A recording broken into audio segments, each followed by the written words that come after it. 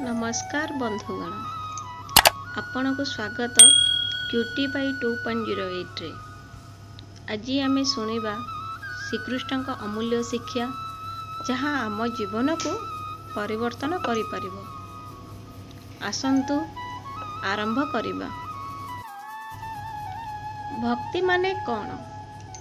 भक्ति हेउची एक अनन्य भावना जेउथिरे आमे परम पूज्य श्रीकृष्ण को सही भावरे स्मरण करू, जेपरिकी स्नेह आदर और संपूर्ण श्रद्धा सहित तांको आमे पूज्य करू।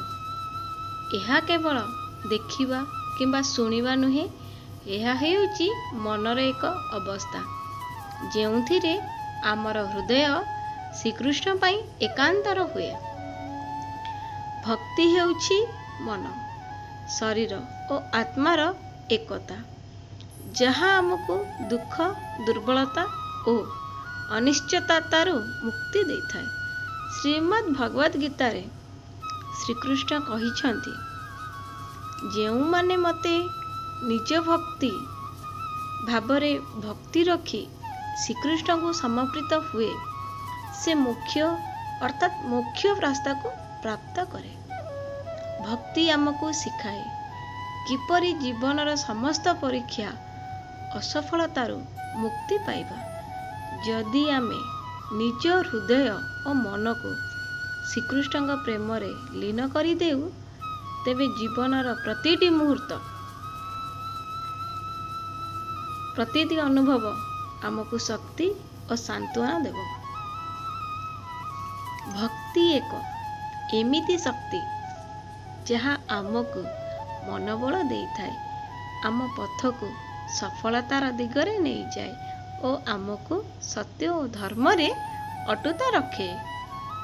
सेहीपरि भक्तिर माध्यम रे आमे आपणकर आत्मा और मन को शुद्ध करि परिबा, जहाँ आमको जीवनर मूल एवं शांतिर सत्य बुझाई देइथाए।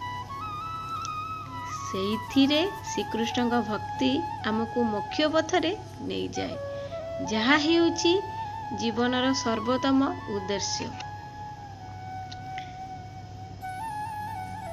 जदि आपनको यही वीडियो पसंद हैला, तेबे दया करी लाइक शेयर करंतु एवं आम चैनल को सब्सक्राइब करंतु। क्यूटी पाई 2.08 सहित रुहंतु भक्तिर ही यात्रा रे। आपण मानक पई आमे आहुरी आगको नुआ नुआ एपरी श्रीकृष्ण को विषय रे वीडियो आनिबा को चेष्टा करिवो। धन्यवाद। रहिली।